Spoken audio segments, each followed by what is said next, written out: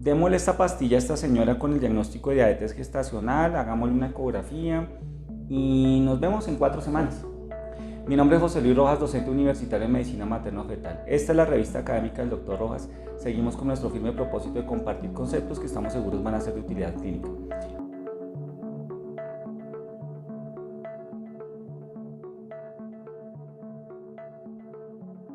El día de hoy vamos a hablar del manejo de la diabetes gestacional, parte 2. Empecemos por decir que una vez establecido el diagnóstico de diabetes gestacional es muy importante implementar las medidas de dieta que vimos la vez pasada y a partir de eso comenzar a hacer una vigilancia glucométrica como lo mencionamos, 4 glucometrías al día, una en ayunas y 1 hora postprandial después del almuerzo, desayuno y cena. Teniendo esto presente y una vez esta vigilancia comienza a arrojarnos datos inadecuados, es importante plantear el manejo farmacológico. Los siguientes aspectos son importantes a considerar para que dicho manejo farmacológico logre conseguir nuestro objetivo fundamental, que es evitar que este bebé sea hospitalizado por problemas adaptativos y metabólicos en la etapa neonatal temprana o que sufra de algún trauma obstétrico. Empecemos por decir lo siguiente. Primero, el objetivo del tratamiento en general tiene que ser el de evitar los picos de hiperglicemia. Hoy en día se asocia los desenlaces obstétricos desfavorables en hijos de madres diabéticas con la presencia de picos de hiperglicemia. Segundo, entendiendo esto, es importante establecer cuándo existe un fracaso terapéutico, un fracaso en el manejo de la dieta. Y es importante aclarar aquí algunos aspectos. La literatura ha sido confusa y ha manejado de manera muy superficial el establecer cuándo un determinado manejo instaurado en una paciente diabética se considera que fracasó. Pero hay, digamos, cierta literatura creciente, algún acuerdo en que manifiesta que cuando las glucometrías están anormales en más del 10%, sin importar si son las de ayuno, las de almuerzo, de la comida, es un signo de que la situación realmente no se está controlando y sería la indicación para iniciar un manejo que después de la dieta viene el manejo farmacológico. A manera de tercer punto entonces viene la disyuntiva. Bueno, ¿qué le inicio a esta señora? Ya fracasó la dieta, el 10% de las glucometrías no son normales, ¿qué medicamento le empiezo? Entonces, es importante aclarar que el medicamento ideal, ¿cierto?, para el manejo de toda diabética gestacional es la insulina. Básicamente, ¿por qué? Porque la insulina es la que logra de mejor forma controlar los picos de hiperglicemia postprandiales. Es decir, es el medicamento más fisiológico para lograr este objetivo. Ahora bien, a manera de cuarto punto, es claro que para iniciar insulina se tiene que tener algunas condiciones que se deban cumplir para lograr el éxito con el tratamiento de insulina. Básicamente, la persona que la inicia debe tener experiencia en el cálculo de la dosis y en la vigilancia de su administración, y la persona que se la va a aplicar debe tener, digamos, ciertas habilidades para ponérsela a aplicar, debe ser una persona que entienda qué es lo que se está haciendo y en general debe tener ciertas condiciones. Estos dos aspectos son los que llevan en algún momento a darle una cabida a los hipoglicemiantes orales. ¿Por qué? Porque son de muy fácil administración y de fácil vigilancia por parte del médico. Sin embargo, es importante aclarar, cuando se compara insulina versus hipoglicemiantes orales, en cuanto a los beneficios, siempre la insulina va a ser mucho mejor.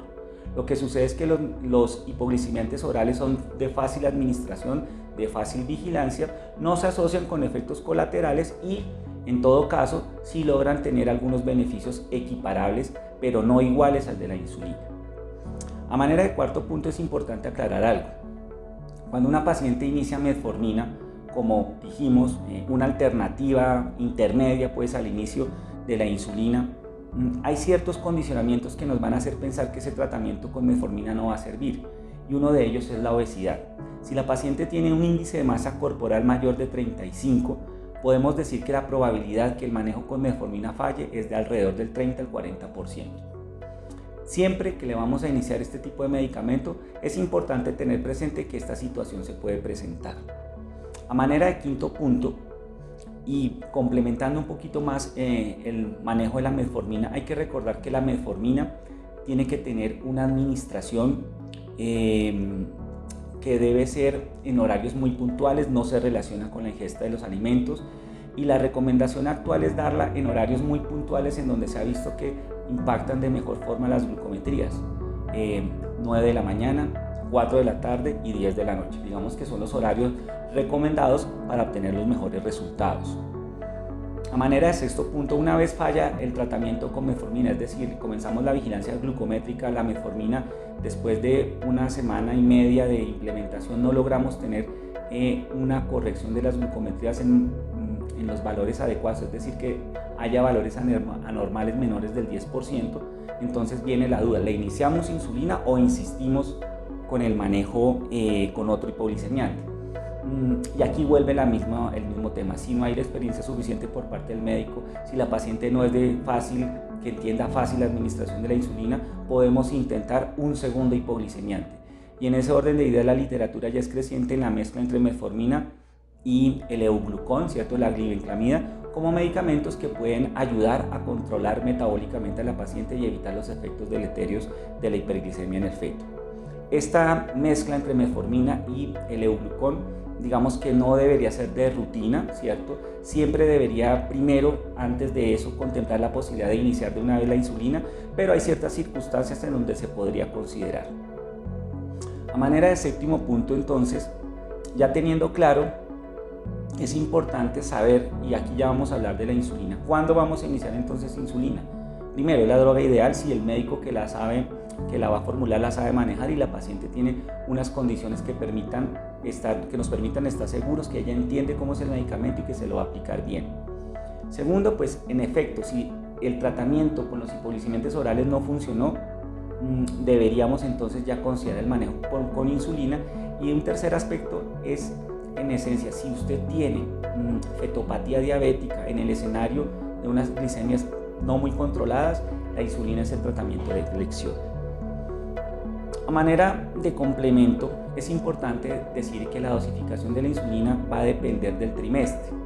En primera instancia, lo que es la primera parte del embarazo, el primer trimestre, la dosificación es de alrededor de 0.5 unidades por kilo de peso. En el segundo trimestre, alrededor de 0.7 unidades por kilo de peso, y en el tercer trimestre alrededor de 1 unidad por kilo de peso.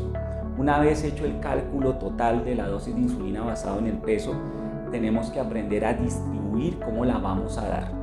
A manera de séptimo punto, recordemos entonces que para calcular cómo vamos a administrar esa insulina es importante tener la meta clara. Lo que yo quiero evitar son los picos de hiperglicemia postprandiales, y en ese orden de ideas lo más importante es hacer el cálculo para tratar de evitarlos. En la población general, el cálculo total de la dosis de insulina se divide en 2/3, 1/3, 2/3 de NPH, es decir, de insulina de acción lenta o cualquier análogo de acción lenta, y 1/3 de insulina de acción rápida, de acción cristalina o análogos de acción rápida. Eso es lo que se propone en la población general.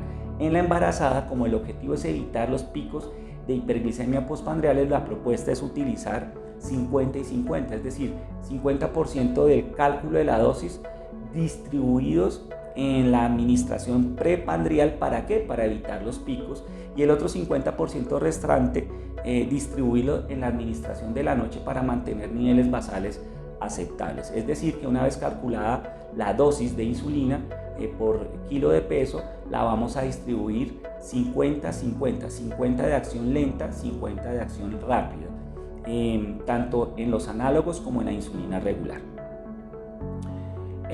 Ya para terminar, es importante tener presente que la vigilancia de las pacientes con administración de insulina requieren en esencia de personal capacitado, de personal con experiencia, de personal que sepa transmitir la idea fácilmente a la usuaria, a la paciente, para evitar los accidentes en la administración de insulina. ¿Cuál sería la complicación de una mala administración de insulina? La hipoglicemia, es decir, que la paciente confunda las dosis y se administre dosis de acción rápida como si fuera dosis de acción lenta. Ahí es donde, digamos, tenemos que tener mucho cuidado. Pero en esencia, si logramos transmitir un adecuado mensaje, siempre deberemos propender por la utilización de la insulina a dosis adecuadas, con una adecuada supervisión para evitar las complicaciones del feto, sobre todo desde el punto de vista adaptativo. En futuros videos vamos a hablar de cómo se hace el seguimiento de la fetopatía diabética y su tratamiento con insulina, cómo podemos estimar si tiene éxito o no tiene éxito. Muchas gracias.